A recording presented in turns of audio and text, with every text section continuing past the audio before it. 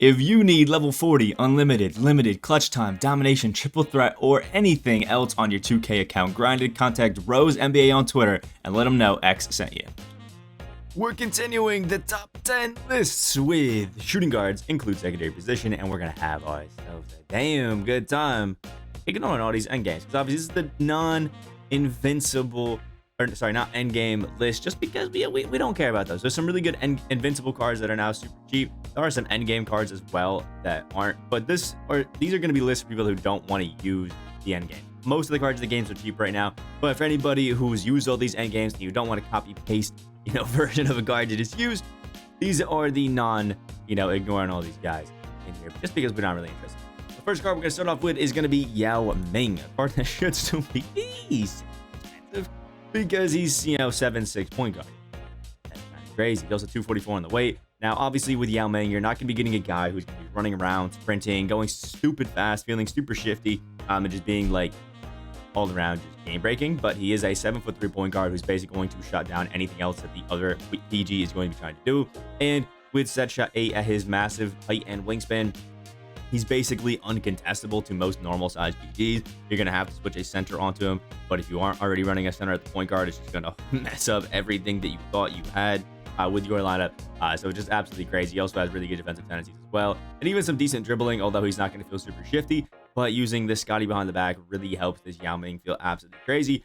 So all around, a really good, really fun card to run in there at the point guard. Just insanely cheese as well. Next, we have obviously Michael Jordan. I think most people are in agreement that this MJ is one of the just best cards that you could possibly have in the game, if we're being honest, especially for the shooting guard. I mean, 6'6", 6'11" wingspan. He is 195. And MJ, obviously being an invincible, has basically 99 every single stat, and just feels like a super good all-around card. Just because, the guy's got basically every single Hall of Fame badge, all 99s of the stats. If we go ahead and check out his tendencies right here, you can see they're basically all 100. Is absolutely crazy when it comes to that part of the game.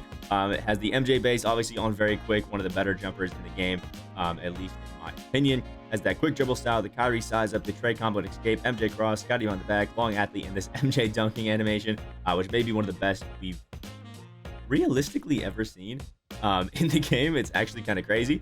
It's just good, and it's fancy enough so that you can still feel a little bit flashy when you're using it, but it is also almost unguardable at the same time.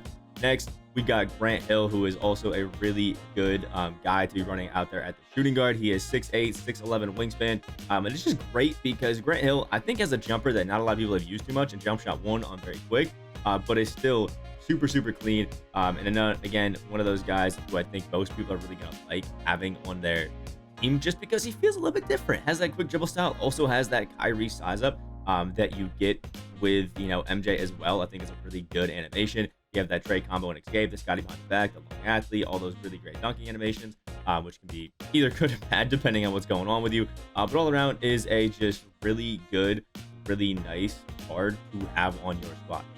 He's just great. Next, we got the man Kawhi Leonard, 6'7", 7'3" wingspan, and just, again, one of those guys who you really love, especially because he just has that 6'7", 7'3" wingspan, and Kawhi being 230 is just a great card to have on your team. Basically he has everything with shooting and finishing badge, Hall of Fame, or defensive badge, sorry, not finishing, Hall of Fame, which is obviously great for him. He has pretty good defensive tendencies, but you guys know if you use a Kawhi card that he feels different on defense. As the railing base on very quick dribble style, Kawhi size of Jimmy Butler combo has that Scotty behind the back. The one thing that we don't love is this pro size of escape, but it's all right. Long athlete, quick drops off 1, and the under-basket athletic flushes for those nice, good animations. And Kawhi's just one of those guys who you run because he just feels great on defense. He locks it up for you, and it's just one of those guys who feels really smooth, really good, basically no matter what. He's just a really good all-around card. Now, I do prefer the PG one just a little bit because he has just, slightly better animations. You can curry slide, but this one is still great if you just want to use a nice catch and shoot, really good defensive, Kawhi Leonard that can just help you out all across the board, honestly. Next, Taco Fall, 7'6", 8'4" wingspan. It is Taco Fall that we're talking about here. One of the best, just cards you can think about. 7'6", 8'4" wingspan, 289, and it's just that guy who has the glitchiest of the glitchiest stuff when it comes to 2K22 My Team. The guy is just different.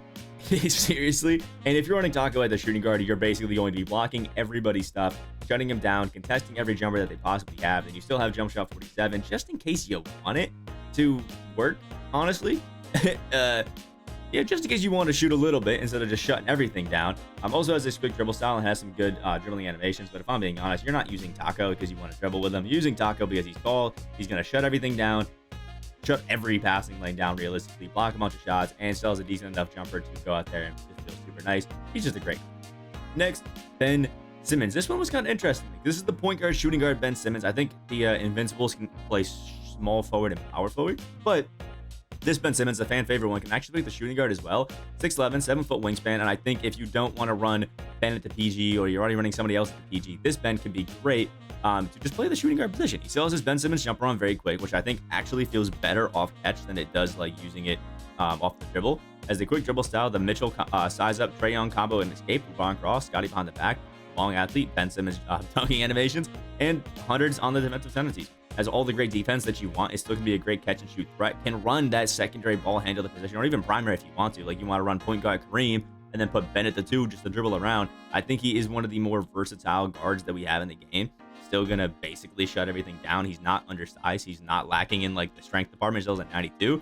And it's just going to be a good card, I think, for most people who want a bit more versatility in the lineup, have some fun, and maybe get it slightly away from like the super cheesy stuff. But you know, you never know.